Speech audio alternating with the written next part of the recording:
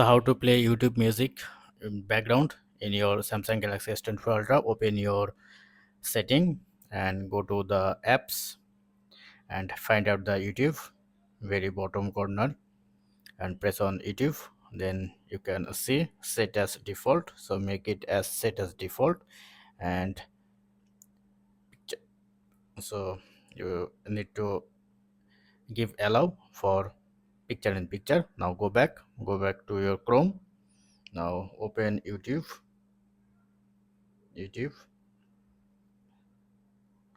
sorry, YouTube, and now make it as a desktop site.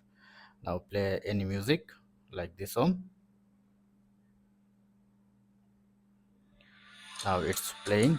Now if I minimize it, then it's turn on, but con- open your control panel, then your music is playing now. And even if you lock your phone, the music is still playing.